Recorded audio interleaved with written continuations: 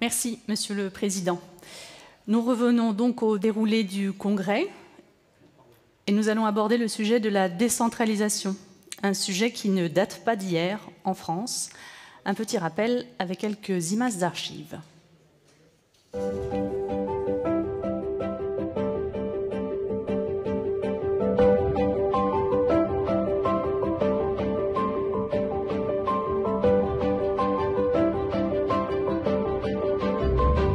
C'est beaucoup de faire renaître nos anciennes provinces, aménagées à la moderne, sous la forme de régions, de leur donner les moyens nécessaires pour que chacune règle ses propres affaires tout en jouant son rôle à elle dans notre ensemble national, d'en faire des centres où l'initiative, l'activité, la vie s'épanouissent sur place. Suffrage exprimé, 458. Le débat, commencé en juillet dernier et repris cette semaine, s'est donc terminé à 1h30 cette nuit. Enfin, les régions, jusqu'à leur établissement public, seront érigées en collectivités territoriales. Le texte adopté cette nuit n'est que la première partie du programme de décentralisation du gouvernement. Il déposera des projets sur la répartition des compétences entre les communes, les départements, les régions et l'État. Plus tard, sur les ressources financières et le mode de scrutin aux élections des conseils régionaux. La Commission. Mais pour le ministre de l'Intérieur et de la décentralisation, un pas important a déjà été franchi. Maintenant, c'est-à-dire bientôt, quand la loi sera appliquée, les dispositions votées seront irréversibles. Ce sera comme pour les congés payés. Cet ample mouvement de décentralisation permettra un nouveau transfert de compétences au profit des collectivités qui sera accompagné de transferts des ressources correspondantes.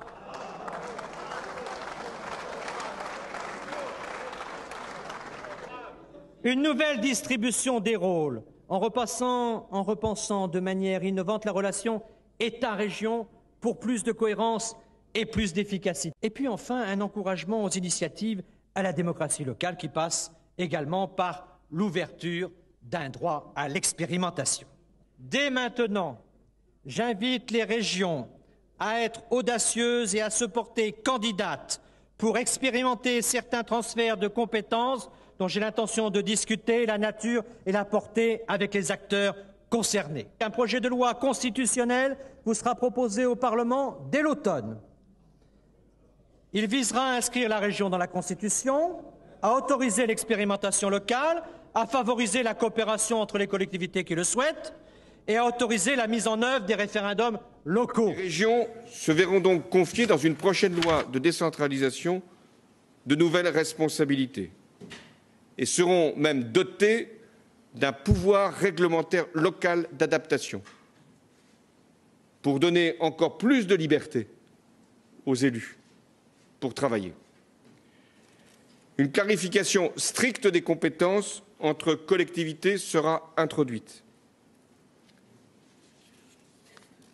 Les collectivités seront également incitées et invitées à se rapprocher. Que nous puissions ouvrir un nouvel acte de décentralisation adapté à chaque territoire. Les Français ont confiance dans leurs élus locaux et ce nouvel acte de décentralisation doit porter sur des politiques de la vie quotidienne, le logement, le transport, la transition écologique, pour garantir des décisions prises au plus près du terrain. Ce nouvel acte de décentralisation devra s'appuyer sur quelques principes simples. D'abord, responsabilité, lisibilité et financement. On a parfois transféré des compétences, mais quand les ennuis sont là, c'est toujours l'État. Ce qui est un peu simple. Et donc, une vraie république décentralisée, c'est des compétences claires qu'on transfère totalement, en supprimant les doublons. On transfère clairement les financements, mais on transfère clairement la responsabilité démocratique. Et la question que nous devons nous poser, c'est à quelle élection on vote pourquoi ?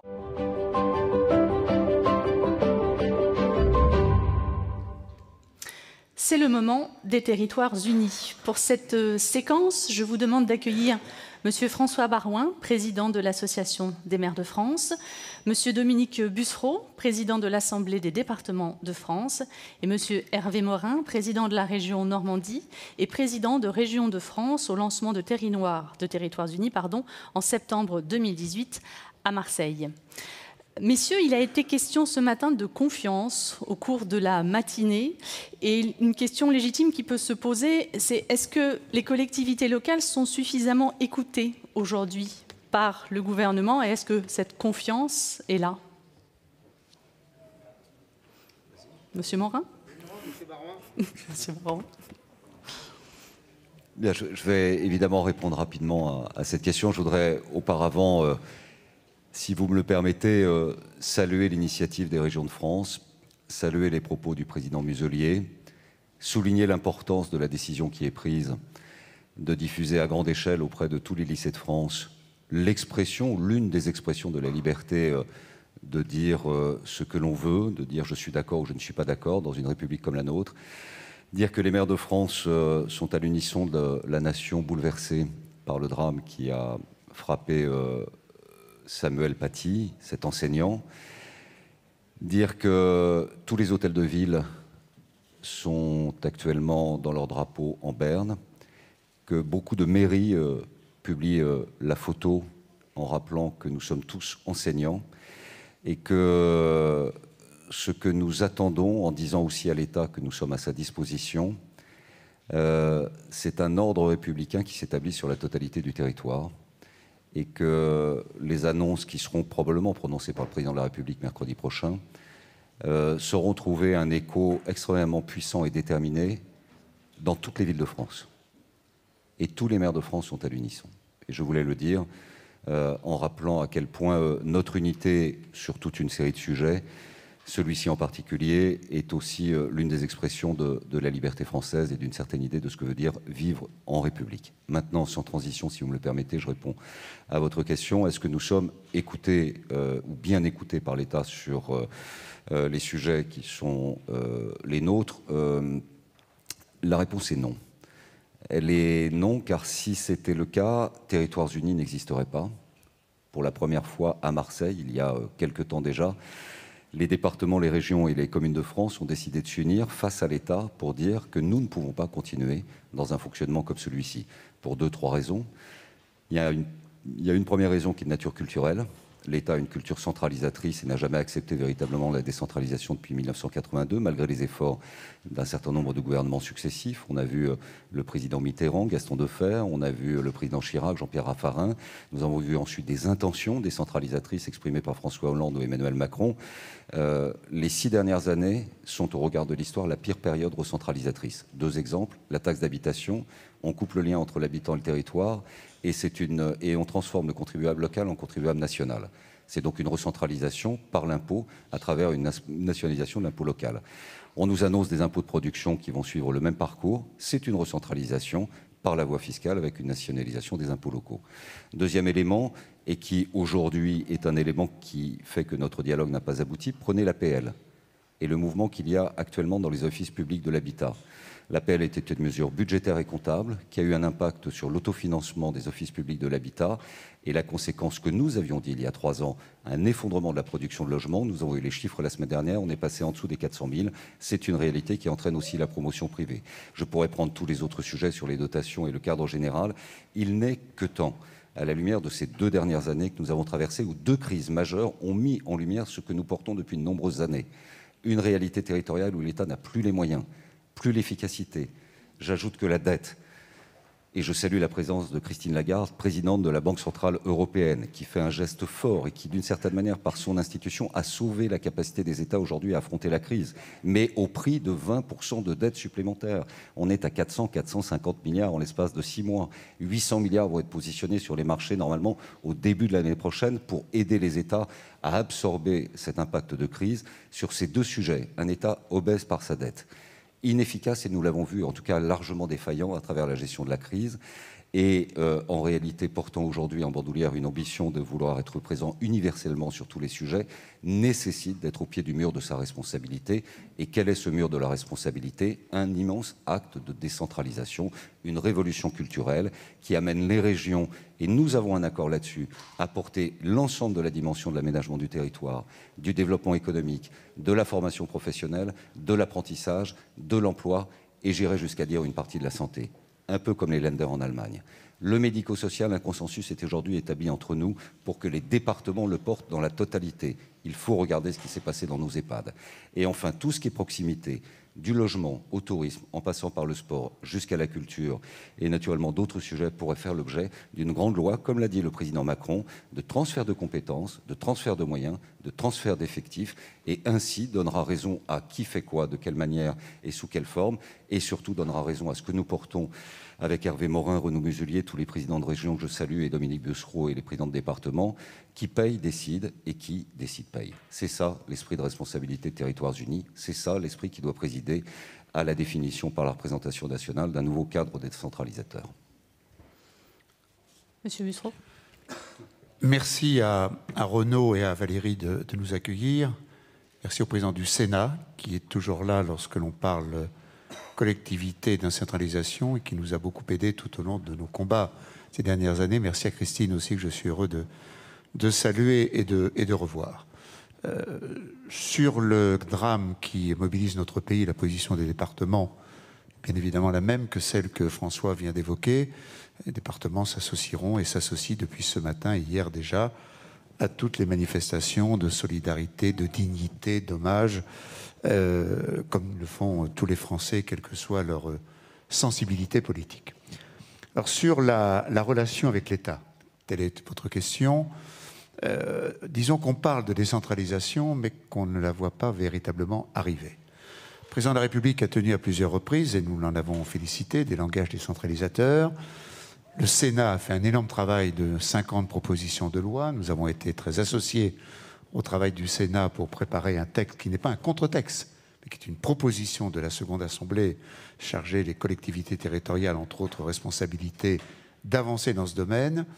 Et en réalité, les choses avancent peu. Nous sommes actuellement, nous, à 15 jours de notre congrès qui doit se dérouler à La Rochelle, si la situation sanitaire le permet. Et donc, nous discutons avec le gouvernement avant ce congrès dans la grande tradition républicaine. Discutons financement, nous discutons décentralisation, nous discutons relance.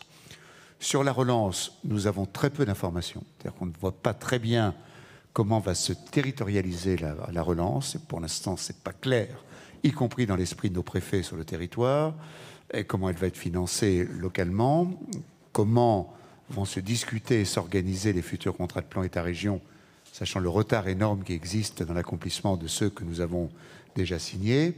Voilà pour la relance. Donc beaucoup d'incertitudes, même si bien évidemment nous voulons faire partie des collectivités prêtes à investir, et la rénovation thermique, les collèges, les EHPAD, les domaines où nous pouvons investir sont très nombreux. Deuxièmement, les relations financières. Je vous en donne un exemple. On citait tout à l'heure l'abandon des impôts de production. Nous, on nous a enlevé la taxe foncière sur foncier non bâti, enfin notre part de foncier non bâti. Cette part de foncier non bâti est compensée par de la TVA. Donc les mécanismes de loi de finances, et je le dis sans présence de Jean-René Cazeneuve qui suit ces dossiers à l'Assemblée nationale, ont été assez corrects. Et du coup, on nous sort un amendement scélérat qui va venir aujourd'hui devant l'Assemblée nationale. On nous dit, comme il va y avoir plus de TVA en 2021 du fait d'une reprise attendue, espérée, on vote d'ores et déjà en loi de finances un amendement pour nous enlever 1 milliard d'euros sur ce qui nous avait été promis pour compenser le foncier non bâti. Ce qui est l'exemple du tour de passe-passe cher à la direction du budget que Christine Lagarde et moi connaissons bien, mais il n'empêche que nous enlever 1 milliard d'euros à peine quelques mois après avoir voté cette mesure, au moment où cette année, avec l'augmentation de la pauvreté, nous allons avoir 1 milliard d'euros de RSA au minimum supplémentaire. Le RSA actuellement progresse selon les départements depuis le printemps, avec la montée de la pauvreté, les licenciements, les fermetures de commerces ou d'artisans, de 7 à 25% par mois. Donc c'est absolument gigantesque. Donc voilà l'exemple d'une mesure qui ne va pas. Et l'amendement, il est sur les bancs de l'Assemblée dans la discussion de la première partie de la loi de finances. Et ça remet en cause la sincérité des propos amicaux et sympathiques du Premier ministre et de son gouvernement à l'égard des collectivités. Puis enfin, sur la décentralisation, nous aussi, nous attendons pouvoir venir.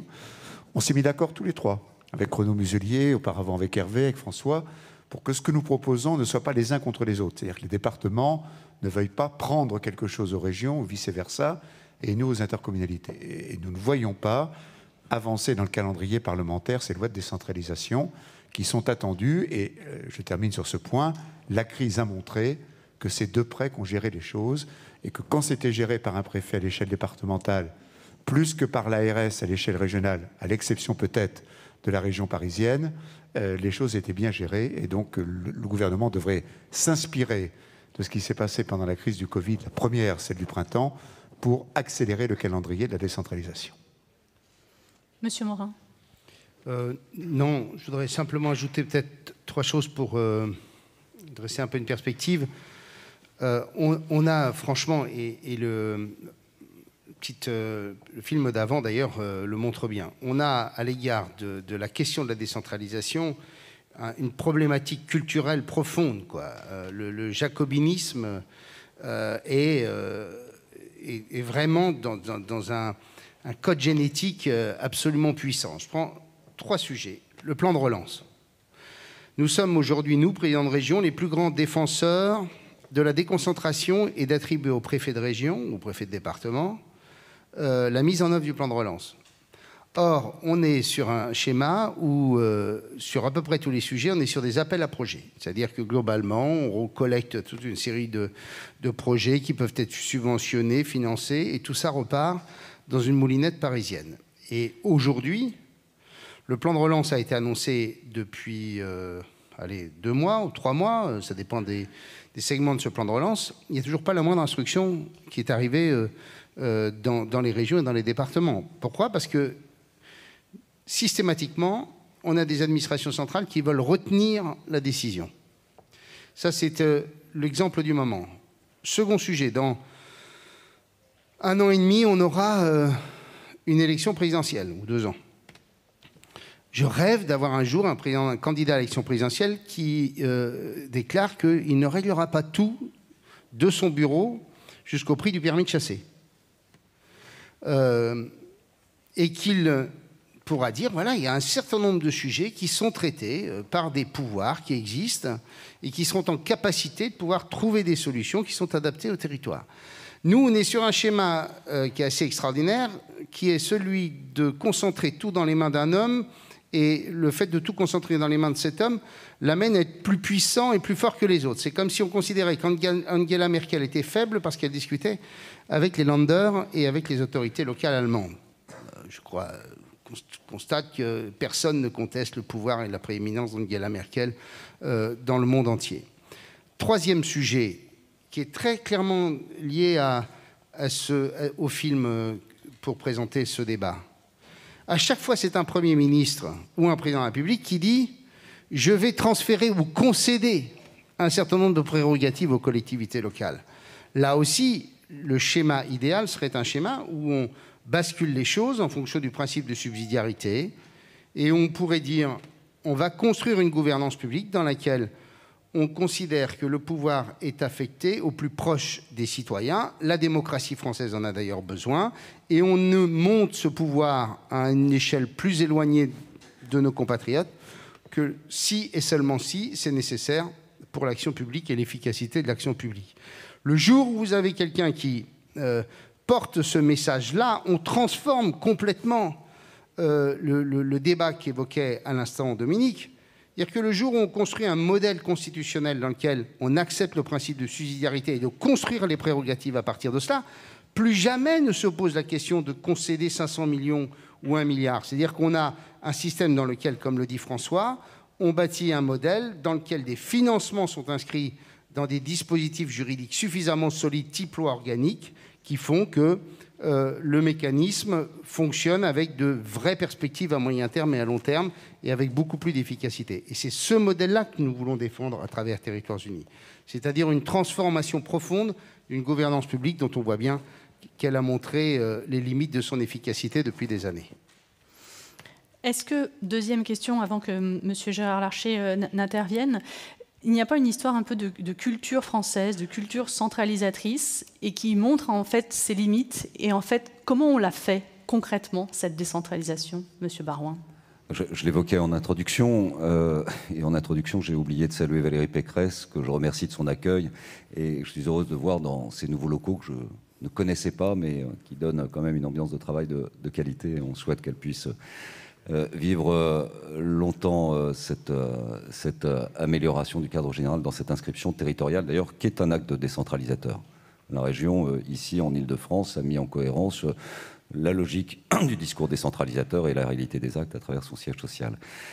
La culture décentralisée, je vous prends peut-être un exemple. Il me semble que le Covid, ce que nous vivons à travers la première vague, est la quintessence absolue de la culture décentralisatrice. Et je vais, à la lumière de nos expériences aux uns et aux autres passées, puisque nous avons été des serviteurs de l'État, nous avons tous été en responsabilité ministérielle, nous aimons l'État, nous aimons le servir et nous aimons être au service d'une cause qui est plus grande que la nôtre. Et la cause de l'État est bien plus importante que celle qui nous importe.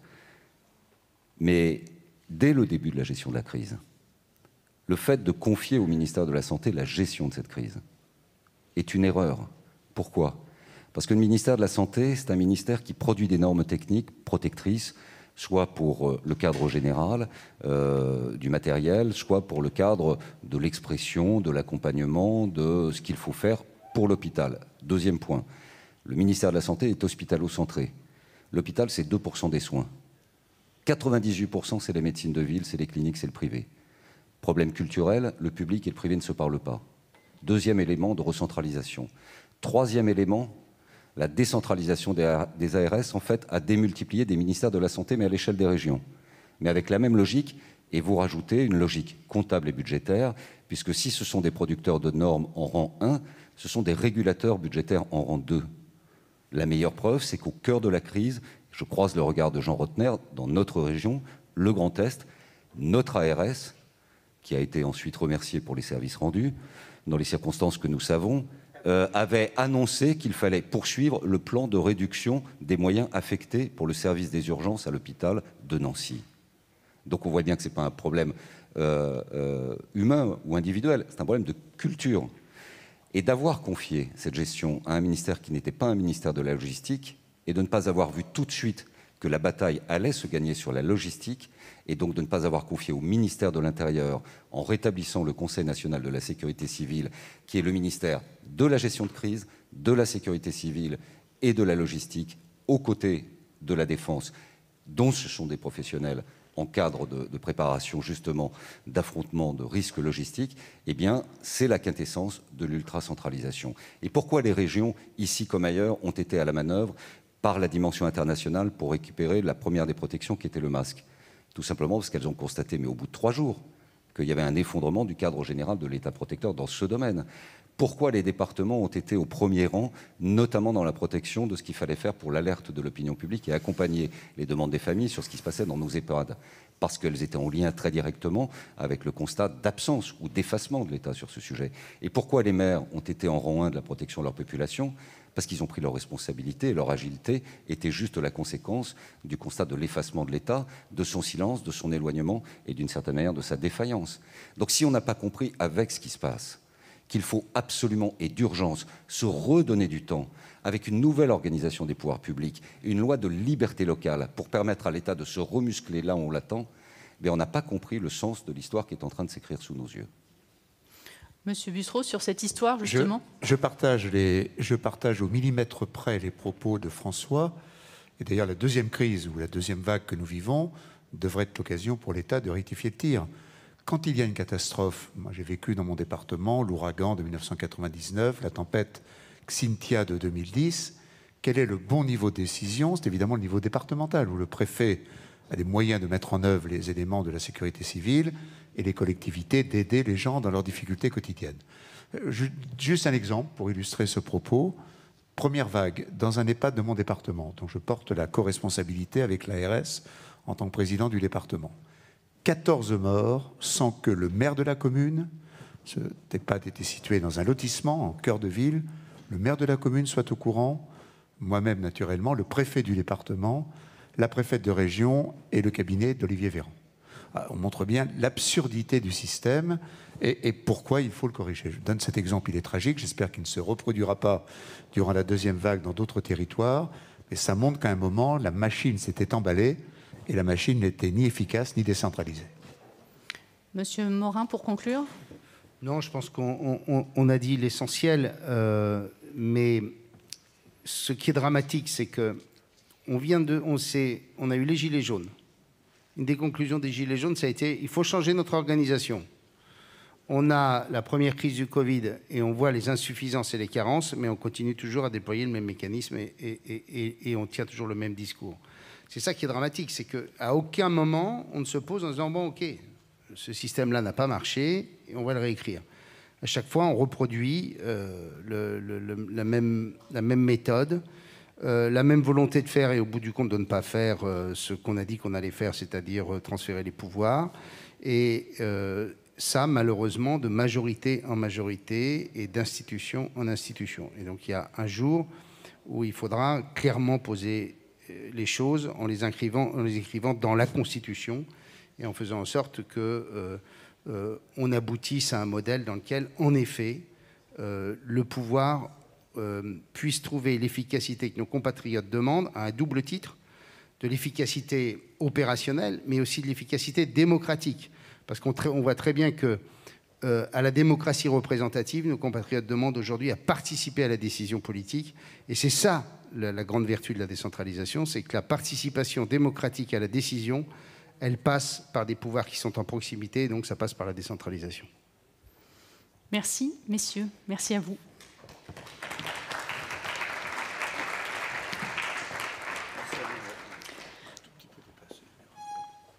Merci à vous.